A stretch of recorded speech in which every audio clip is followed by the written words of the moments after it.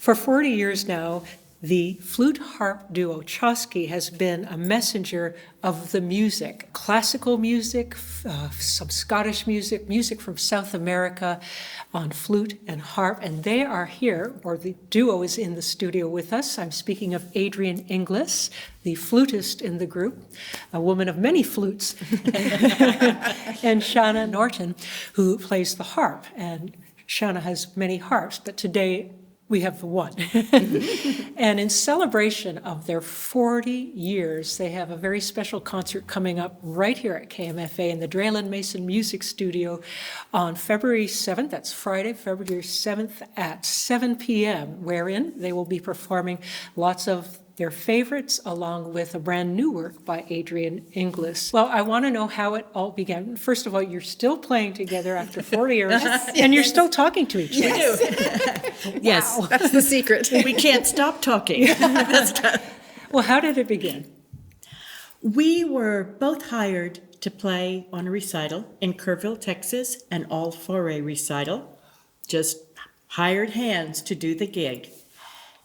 But we really had a great time, and we both knew we would be spending the summer in Ingram, Texas, at the Hill Country Arts Foundation Point Theater as part of a house band, along with the Pinnacle Brass, if you know that group. And we thought, well, yeah, this could be fun. We should play some tunes when we're there for the summer. And so we did. And take it from there, And then, Adrian. we got to arrange these pre-show concerts.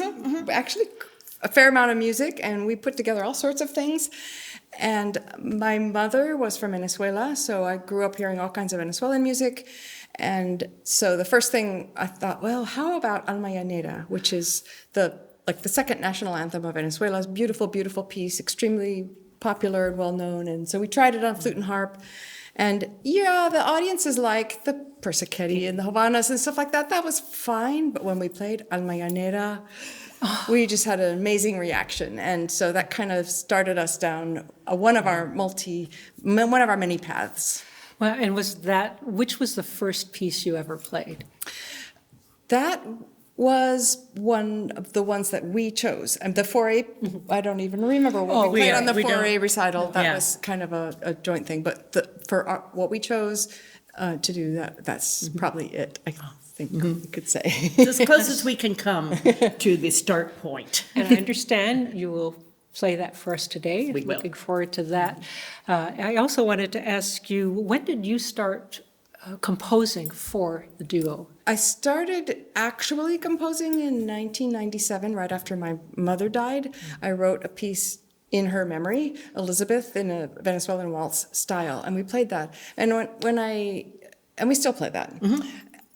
But I realized when I started composing that we had been doing arrangements for many years, because we'd find a tune and then we'd want it to work for flute and harp, and so we'd add a variation, and it's just another little step to go to the composition once you've got the tools for arranging. So, but that's when I started. Well, except for the melodrama I composed when I was 12. Oh. Don't Blame Rebecca. I mean, that would really be my first composition. But Don't Blame Rebecca. Yes. I love it. I thought it was going to be Don't Blame Adrian. no. I didn't do it. Yeah. Well, over the years you've worked together, how have you grown as musicians and as collaborators in that time? It's lovely when you've played music with the same person for so long, with the good times, the bad times, the shows that feel like triumphs, and the ones that kind of leave you thinking, why do I do this? You know you're not the sum of the last concert you just played. You know that there's this sort of grace that extends. It's like, yeah, well, we didn't win that one, did we? but you have that assurance that, yep, we'll get it next time and we'll go on, rather than I'm never hiring them again. Yeah, but sometimes it's not necessarily you. It could be the audience or the setup. We want background music, and sometimes people can treat you literally as the wallpaper in such settings where we want background, and it's like, nobody's listening. But I mean, I know that from performing, so I'm not saying that happened to you, but yeah, okay. And I learned something earlier, just when you were setting up, that Shanna, you were in the USO. Oh, yes. How long and what? Well, it was before 1985. Right. And I was playing keyboards with a group that was put together, hired to go entertain, playing pretty much whatever was on the top 40 in the 6 weeks before we left. We spent a summer in Korea, all over Korea, and doing things like Get Down, Boogie, Oogie, Oogie. I love And that. so, I do too. I danced to it as well. And it was all women singers, and we did We Are Family, I Got All My Sisters with and Me. So there She- you go. And yeah, Sister Oh, Sledge. yes. Love it. Well, Yes. that's fascinating. Wow. And you were not, Adrian. I did not do, no, unfortunately, I didn't get to do that. But. Did you both study in Texas? Yeah, no, yes, yes. Yeah. It's good to have a friend. Oh, right, yeah. I can feed her the answers. Yeah, I got my bachelor's in flute at Lewis and Clark College in Portland, Oregon, and came to Austin to get my master's in flute. And it was part of our development as musicians was, after we got started doing Latin American music, was to join the UT Andean Ensemble under the direction of Dan Dickey. And so and we played for that kind of, she was not a UT student at the time, but they were relaxed about who was included. With a harp. So that was a huge, and then we had Dan play with us for many years too. Yeah, so we developed a lot as musicians in that way. And Shanna's history. I got my degree at Abilene Christian College at the time, university now, and then went to study with Eileen Malone at Eastman. Wow, tremendous. Well, would you like to tell us about the concert that you're going to play on February 7th, what pieces you'll be playing, and then you can tell us what you have in store for us today. Okay. First, we're so grateful to have the opportunity to share and celebrate with KMFA and our audiences. It's a really exciting that we've been together and still talking and enjoying each other, road trips and everything together for 40 years. And that's not the end, by the way. We plan to play as long as we can. Yep.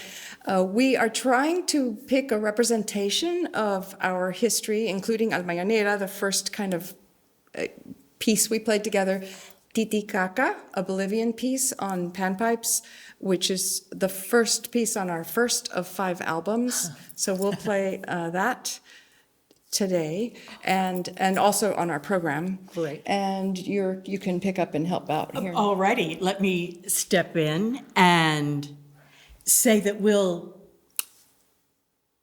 be playing one of the pieces that became a foundation, a bedrock of our repertoire, and unexpectedly, Ian Clarke's Deep Blue for flute, which turns itself into whale song, and originally for piano, but it works on harp, and especially on clarsach, my small harp. And it's an utter mesmerizing, literally, okay, no, figuratively, deep dive into the ocean. Oh, wow. And looking at the backdrop here, no, there will be video accompanying it. Oh, how wonderful, how wonderful. Has anything changed over years in terms of material? In the last few years, are you bringing in elements you never thought you would years ago? Well, Styles. yeah, I mean, it was a Yes. few years ago. Yeah, we've done classical. We've always done classical. Yes, yeah. We've added a lot of Latin American music. And then a few years ago, Shanna went to... I went to Scotland for a self-chosen and self-funded sabbatical summer.